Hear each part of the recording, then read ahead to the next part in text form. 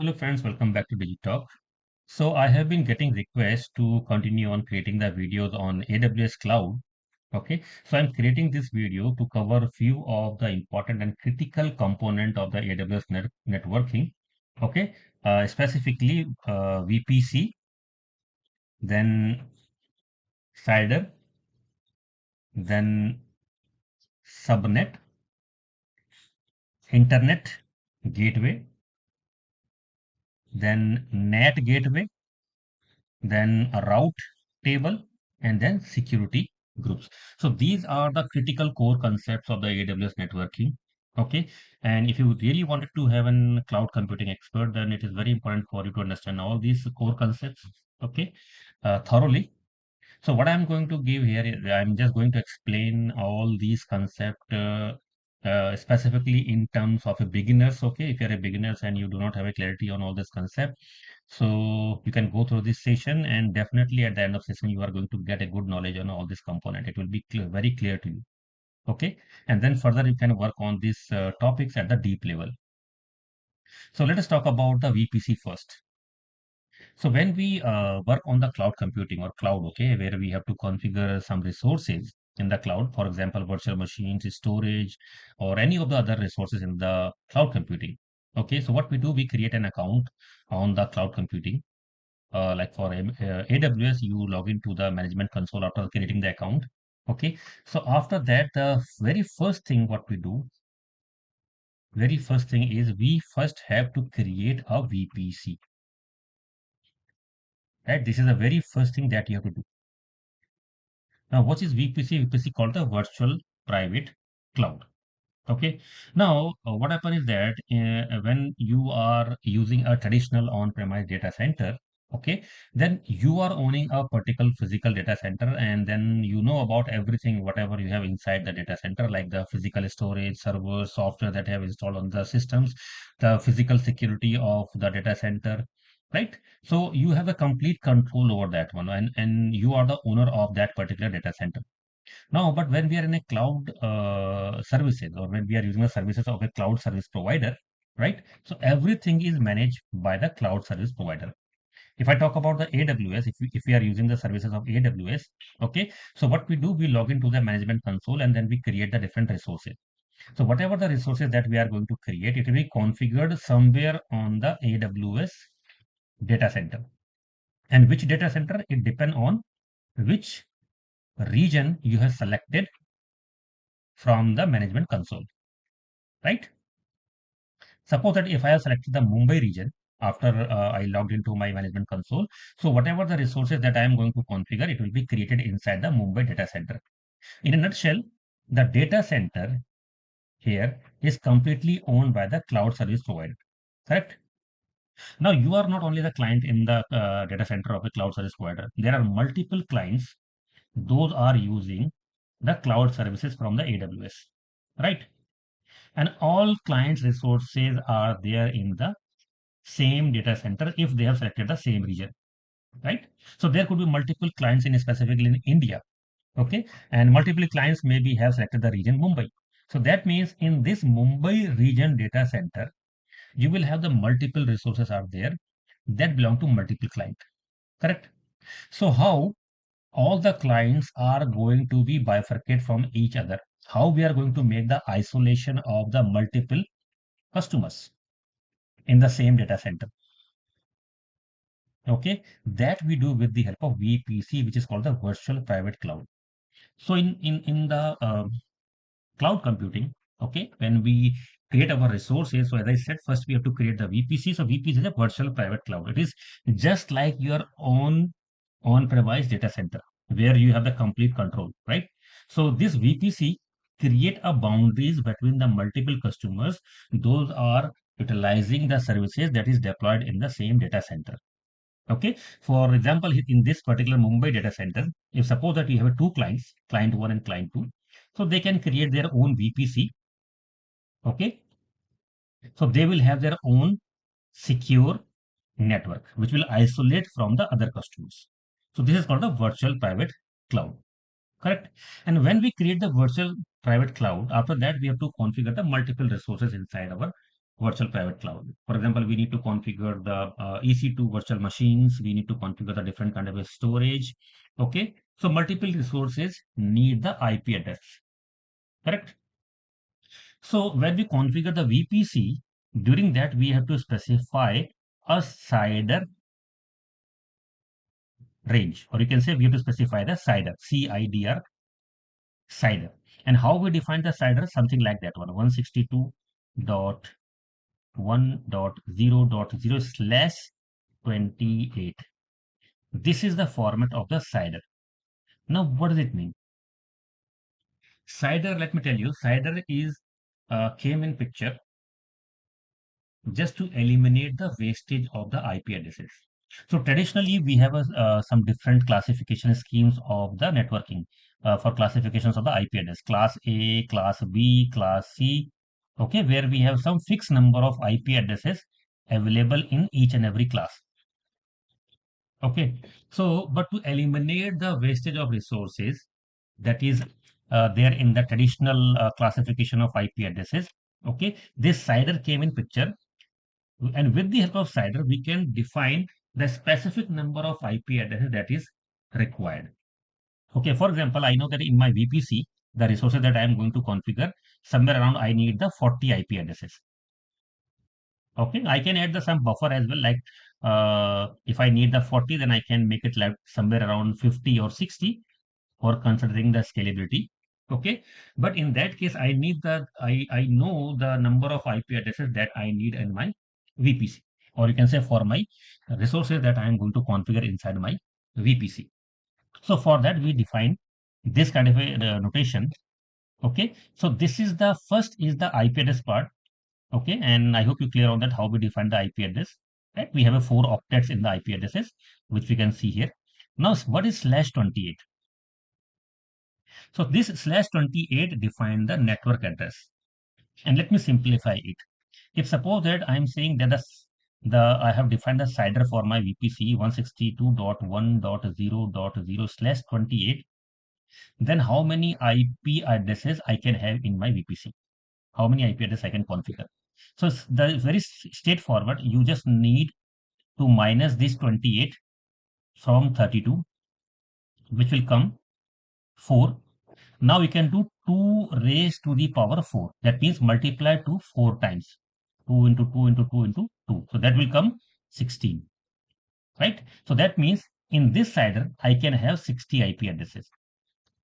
Now why we minus it from the 32? It's very simple. In an IP address, we have 4 octets. 1, 2, 3, 4, right? Because we know that an IP address is of a 4 numbers separated by the dot. So we have 4 octets, 1, 2, 3, 4, and each octet is of 8 bit. So how many octets we have in an IP address? 8 into 4, 32 bits, right? So that's why when we calculate the total number of IP addresses that can be possible in a particular CIDR, so we take this last number, we subtract it from the 32, and whatever the value we get, we make it 2 raised to the power of this value. That is multiplied to 4 times. So whatever the value it is coming, multiply 2 at that times. And this will give you the total number of IP addresses that is possible in a CIDR, right? So first thing is the VPC. Hope you are clear on that one. Then how we define the CIDR, and then how we calculate the total number of IPs available in a CIDR. Now the next is the subnet. So now once we configure the VPC, after that we have to configure the different resources like the virtual machines, right? So now it is also possible that I have 2 different environments. One is my development environment and one is my production environment. And I want a complete segregation between the production and the development environment. Correct? So what we can do, we can create separate subnet for that. So subnet is the partition of your main network. So main network here is VPC. And now we are partitioning that VPC in the different subnetworks. Okay. One subnetwork is for my development environment, one for my production. There could be possible that you may have few more environments, so you can have a separate subnet for that one.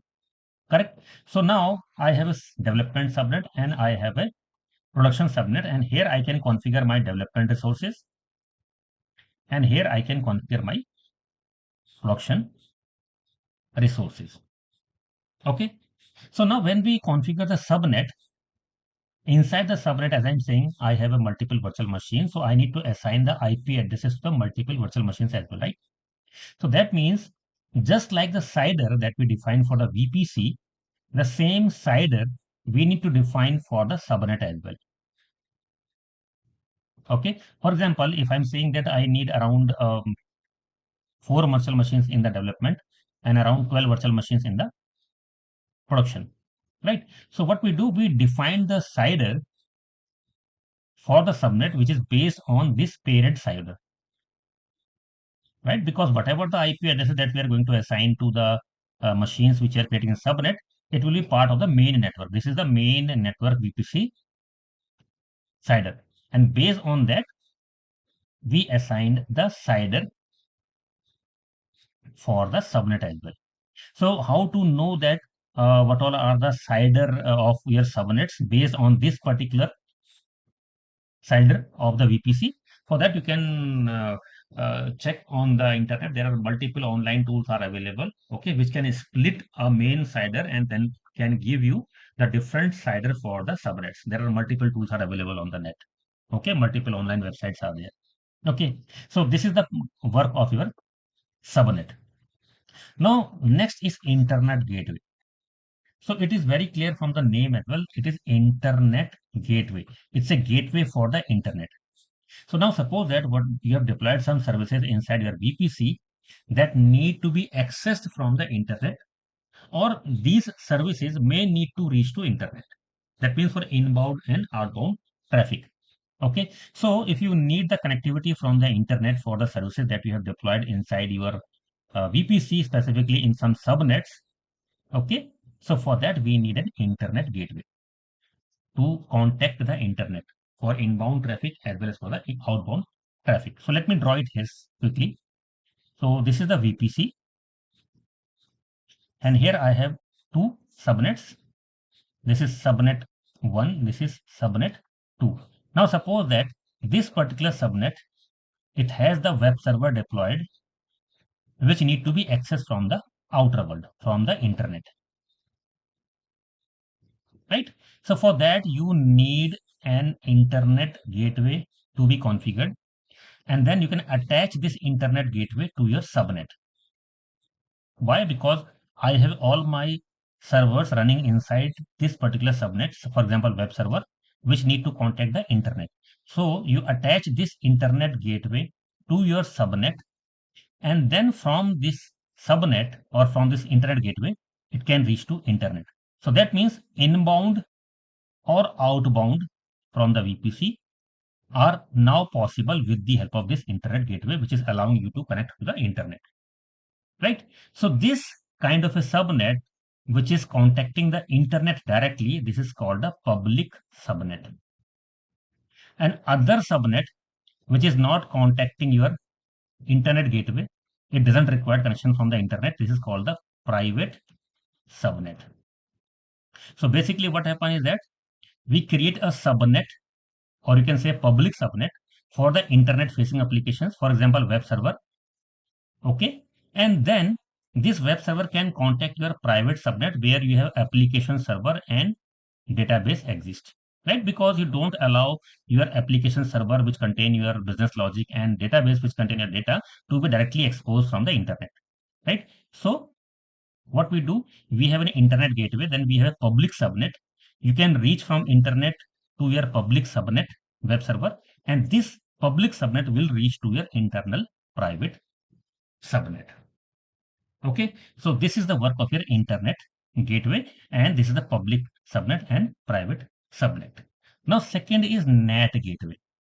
Okay, so let me give it in a new window so that you will understand it properly. Now again, suppose that, let me draw it again. This is your internet. Here you have configured the internet gateway. This is your public subnet, and this is your private subnet. Now public subnet can reach to internet from the internet gateway, right? Now suppose that you have certain kind of a software or services running in the private subnet which need the continuous update from where it has to download some packages or patches, right? Like the patches from the directly from the internet to regularly update itself. Okay, so what will happen in that case? If this is a situation, then you need only outbound connection. That means your applications which are running inside the private subnet, it has to reach to the internet only. This is the outbound fashion communication, and inbound is not required. Correct? So if you want this kind of a configurations where you want your application software that is in the public subnet to get the update from the internet, okay, you need a NAT gateway here in between. NAT gateway. So NAT gateway is specifically for the private subnet. So in that case, your private subnet will contact the NAT gateway. NAT gateway is going to contact your internet gateway, and then internet gateway is going to contact the internet. And this is completely the outbound. There is no inbound. So by this way, your private subnet software can contact the internet and download the required packages and patches that need to be regularly update the software. So this is the work of your NAT gateway. Okay. So now hope you are clear on now the internet gateway and the NAT gateway. Now let us talk about the routing table and the security groups. So it's very simple. So we know that cloud is very secure. We have a multiple layers for the security configurations. Okay. So when we say about that with the help of internet gateway, the traffic is coming from the internet and then it is going to public subnet. And again, from the private subnet, you can use a NAT gateway to reach to the internet, right? So now if you would like to make a certain restrictions, okay, at the subnet level, like if you want to restrict from where the traffic can come to your subnet, okay, then for that you can define the routing table. So that means routing table is applicable at the subnet level. Subnet level. Okay, for example, here you can see the request from internet gateway is reaching to a public subnet. So this routing we define automatically in the routing table, where the communication between subnet and the internet gateway is allowed. Similarly, if there are other sources as well from the traffic is coming to your subnet, we can define in the routing table. This is the first layer. Now, second is the security groups, and security groups is allowed or disallow the communication between the resources that we configure in a particular subnet. What does it mean? Let me take this particular subnet out from here. Like suppose that this is my subnet, this one. Okay. And in this subnet, I have two virtual machines. This is my virtual machine 1. This is my virtual machine 2. Right. Now, if I want to secure the communication between my virtual machines, okay, or the traffic which is going out and coming in to my virtual machines.